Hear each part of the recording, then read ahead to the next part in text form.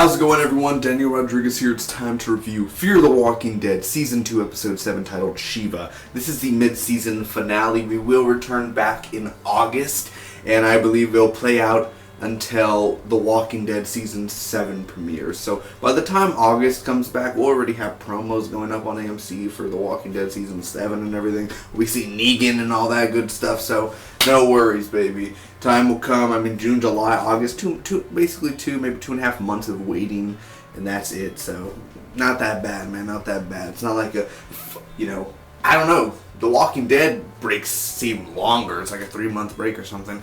Either way, spoiler review. Make sure you have seen the episode. It should take me less than 2 minutes to recap the episode, then give you them pros, cons, and final score. Thanks again for joining me. Hey, all you AMC fans out there, man, I know the Night Manager's about to, the finale's about to be on Tuesday. I still am reviewing that. I reviewed the series premiere. If you want to check that out, it's on my channel. I have to review the other 5 episodes. I do know that. They're on my DVR.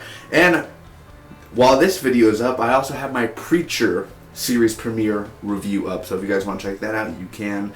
And thanks a lot. Watch my reaction for the mid-season finale. And hopefully, if the gods want it, man, my Preacher reaction should be up sometime tomorrow. Anyway, let's get to it, baby. A lot of big stuff happened with Chris, Travis, Daniel. I mean, except the ending. I'll just plain out say right now. I didn't like the ending. I didn't. We'll get into it right now. First off, Daniel has a nightmare about Ophelia. He's having a bunch of nightmares. He's being delusional, basically. And I thought it was real. I thought Ophelia was like, "Daddy," and I can't do it. And she rips off her skin. I was like, holy crap. Like, I thought it was a real thing. But no, it's just a nightmare and all that good stuff. Travis is going after Chris, and he's like running into a field. And I'm like, oh God, here we go. Because I was like, damn, that like a big field is a green screen in the back and everything. You could tell when Chris looks. And it's kind of weird because I didn't know how big that place was. Like, I thought it was a gated, like, I know it's big, but I thought it was gated or something, like, actually, like, you can't leave. But I guess there's more land to what we know, or he escaped the gate, and I don't know. I honestly didn't get a good look at that. But he runs after him after the field. Celia wants everyone to leave because, of course, you know, she saw Abigail's body and everything, so she's like, leave, and she's pissed off at Strand. She ends up slapping Strand. Travis meets this guy, and his right foot or left foot is very badly wounded. It's nasty. He takes off the shoe and the sock, and it's like freaking a gum, peeling a gum off the cement, and it's like all like, it's gross. I saw little bubbles and everything. It's really nasty, man. He needs to get that checked out or something. I don't know, because didn't he get shot the other time, like in his leg or something like that? That's why he's limping. He shouldn't be out there running, dude. I mean, who knows how far he is from the actual estate. So from that, Luis is brought back, of course, zombified Luis. And when I saw him, dude, you could see it in my reaction. I was like, you still have him alive? You didn't kill him? You didn't put him out of his misery? Like, you kept him alive on the boat the whole damn time. Really? Why didn't you just kill him before you even went to the estate? You left him alive and kept him on that boat. Whoever's move that was a dick move. Anyway, he's put in with the others, of course, because they're not dead. They've evolved. They're in the next life, or not next life, but they're still them. They're just different or something. They're better. You know what I mean? That's what Celia believes, and now Nick is actually believing in it and being tampered with in his brain. His screws are a little loose now. It's starting to get a little loose. So that's happening. The family could stay, but not Strand, because Nick ends up talking Celia into this deal. Daniel's very delusional. He cuts one of the guy's face because he was like sharpening this little knife thing, and he ends up cutting the guy's face, and he gets beat up and thrown basically to be bound in a chair.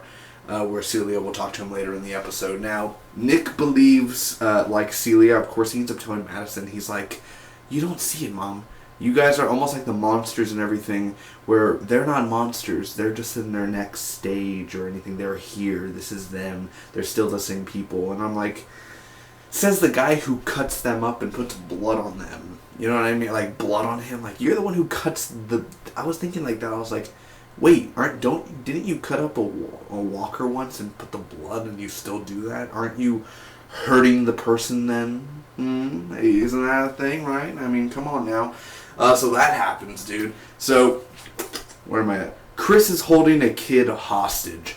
that is where I did not see, like, when I saw somebody moving and he was like, Travis was like, who's in that room?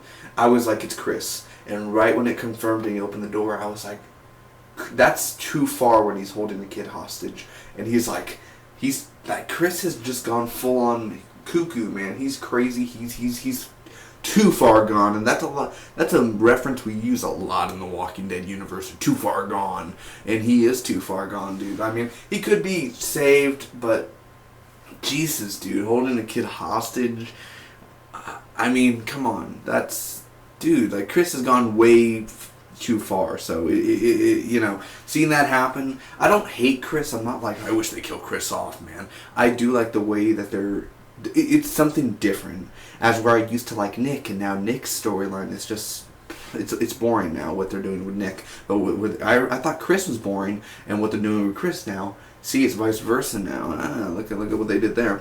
So Strand is going back to the boat, or at least that's his idea. He wants to go back to the boat since he has to leave, and he's like telling Madison, do you want to go with me and all that? Now, Travis and Chris, there's this fight that goes on. He ends up chasing him, and Chris literally almost stabs his dad, but he ends up like freaking holding him down and, you know, trying to talk to him. And he's going to stay with him. Nick ends up finding them later. He goes to look for them, and, you know, Travis is like, I'm going to stay with him. He needs his father. We're not going back to Madison. We're not going back to the estate. Just say that you never saw us. So, of course, Nick's going to have to go back and tell Madison I didn't find them, and now that kind of worries other people. Of course, they're like, oh, Travis, oh, that guy was okay. But other people will be like, Chris, yeah, whatever. Who cares about that Chris guy? So, kind of sucks for that, man. Now, they're not going back to Madison. Like I said, Daniel hears his wife's voice. He's hearing ghosts from the past. He's very delusional, very scary little stuff going on in his head. And he's about, like, confessing and everything. And Abigail's funeral's going on. Daniel's first victim. We get to see a flashback of when Daniel was a kid and he killed his first human. And Celia was like, no, you're the first victim. It was you. And Madison locks Celia in a cell full of walkers. Which I don't get it, because I guess that's how Celia died. She got eaten by the walkers, but yet the walkers never moved. They were chained, right? They were chained. So how did she die? I mean, someone will probably explain that to me, but how did she die technically? Because I wanted Madison to like push her into the walkers or something. Like, it wasn't a satisfying death, you know what I mean? Like, oh, she died. Oh, like, I guess off screen we didn't get to see it, so it's not satisfying, you know what I mean? I want to see that girl get pushed in and something and eat it, or maybe force that freaking poison into her mouth or something like that, like a painful Joffrey death, you know what I mean? But we didn't get to see that, of course. So that happens. Daniel lights fire because he ends up escaping from his mounds. He lights all the walkers on fire. The whole estate's on fire like 10 seconds later.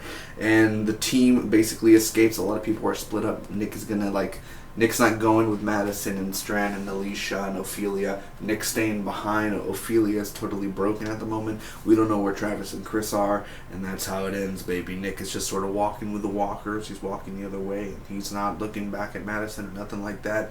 He's just going his own way. What did I think about this episode overall for the mid-season finale? First off, I'll start off with the pros, because I always like to start off with good things.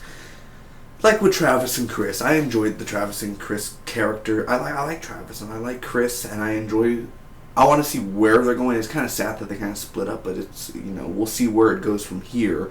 As in where Nick's going. It's sort of like, I don't care in a sort of sense. Like, I used to really like Nick. A few episodes ago I said he was a badass and everything, and what they're doing with him is kind of ruining that character. But for Chris and Travis, I definitely enjoyed it, because it was a twist. Like, you know, Chris holding the kid hostage, and I mean, he's totally, I'm pretty sure, capable of doing many more worse things. But it was still something like, holy crap, like, this is actually happening. Like, this is it. Like, Travis is like, he's going to be a father now. So that's kind of cool. The opening of the episode, of course, where Daniel is having a nightmare, I did enjoy that. And the whole cinematography of the way it was directed, this episode, looks very beautiful, of course. Strand was shirtless in a scene, dude. And I'm just saying, like, dude, I never knew, like, Strand had actual, like, oh my god, he was fitness and everything. Which was really cool. I mean, Strand, definitely this episode wasn't on my nerves. He's very kind of broken at a point, but yet he's building it up back again. It looks like him and Madison are BFFs now. Daniel and his acting, Ruben Blades, excuse me. God, man, Daniel and his acting, dude. He's a really good actor, really good. I enjoy Daniel. I'm not sure if Daniel is dead, because they didn't do that in the Talking Dead memorial and all that, so I can't confirm whether he's dead or alive. But if he's dead, I'm kind of like, really, you killed him off like that? Like, that's the way he's gonna go out? Like, he's only been in like 8, 9, 10, 11, 12. He's maybe been in maybe 11 episodes, maybe at most. So, really, you kill him off after that much? I mean, you could have had him for maybe 3, 4 seasons, but alright, at least kill him off in the 3rd season. But I hope he's not dead, but if he's dead, man, Ruben Blades did a really good job. But it kind of sucks that this whole, like, because it was slow, the storyline with him and the ghost, and like, it was slow. It was a very slow mark to the episode. The effects in here, the practical and CGI effects, of course, some of the fire effects were CGI, some were real, I'm assuming, but most off the walkers looked good. Luis as a walker looked awesome, so it was going pretty well, man. It's kind of not like the episode 1 where, they're barely walkers and they're, no freaking skin falling off, and now in this episode you have a few walkers that are rotting and their skin's falling off. The only cons I have to say about this episode, man, there's quite a few. The ending of the episode, Nick and everything staying behind, and I'm not a like. It wasn't very climactic, and I guess I was hoping for more. I thought there was going to be a battle or something, and I guess it's the cliched, like, oh, you thought there was going to, what do you think, there was going to be a battle between Celia's people, and because they have guns, and yet they don't even use their guns. They don't even, they you know what I mean? Like, so it wasn't what I expected. I expected more, and I was just disappointed with the final product. I'm not saying this is a bad episode. It's not just an okay episode. It really was a good episode. But it just wasn't what I wanted or what I expected. Some parts were amazing, some parts were not. Nick staying behind, of course, I could go on and on about that, but no, I don't like that idea. I don't like that thought. Of course, episode 8, from what I saw of a promo, it's just all that episode's gonna be single-handedly about Nick. And great, thank you. I have to wait 2 months to see Nick. Oh man, I don't hate Nick fully, but just because Celia put all that stuff in his mind, and now he's all like, so, they're not dead, and you know what I mean? So now we're going to go through that trouble. It could be an amazing episode. It could be the best episode of the season. I can't tell from, it's 2 months away, but still, the whole Nick staying and leaving, and, you know what I mean? Not seeing Travis and Chris again. We didn't get to see a final glimpse of them, like, within the last 30 minutes. We never saw them again, so it was kind of weird. I thought they would, like, tease them at the end or something like that. The last 20 minutes, I liked the first 40 minutes were really good, really great. A lot of cool moments, and then the last 20 minutes just boop, boop, boop, boop, boop, boop, boop. It just downdropped. You know what I mean? Like, it didn't keep its momentum. It just kind of lost steam for me. And, of course, Celia's death. I wanted to see it actually happen, but yet it never happened. Like, I guess she's dead. Alright, I mean, you know what I mean? Like, I wanted to see Celia's death. Like, I wanted to see her gore and die and, ripped apart by walkers. Doesn't happen, man. It should have been by her son Luis and all that. As well as a few slow scenes, so. Overall, I'm going to end up giving this mid-season finale for Fear the Walking Dead a B-. I thought it was just a good episode, man. It wasn't a great mid-season finale or nothing like that. First 40 minutes were really good, really great. The last 20 minutes were just a snooze fest, actually. I don't like where they're headed with Nick. Travis and Chris going their separate ways. All right, we'll see where that goes. I'm glad that Strand and Madison got out, and they're heading hopefully to the Abigail, so there'll be 2 separate things there. But if they're gonna do I guess. Like, why can't you just put all of them in one episode and just jump to them? Why do you have to have a single episode of Nick? Maybe a single episode of Travis and Chris. Don't do that. Don't be like The Walking Dead when they did that. Just put all of them in an episode, please. Don't be like that. Either way, comment down below. Tell me what you guys thought about the Fear the Walking Dead Season 2 mid-season finale. I'd really like to hear what you guys thought and where you think Chris and Travis are going to go. What do you think is going to happen to Nick now? What's going to go on with these characters? Hold the door! Anybody who's another fan of another show that happens on Sunday nights. I heard what happened, man. Hold the door! Oh, man. Yes. Either way, thank you so much, man, for all this, man. It's been an awesome 7 weeks Really fun to be reviewing Fear the Walking Dead for you guys and talking with it, you know, by a few people. Man, I really enjoy doing that. I'll see you in August, of course. I will be back reviewing the rest of the season for season 2. I'll be reviewing a lot more shows within the next few weeks. This Wednesday, Wayward Pines. Next Monday, Scream season 2. In the summer, The Last Ship, Aquarius, so much more, Tyrant.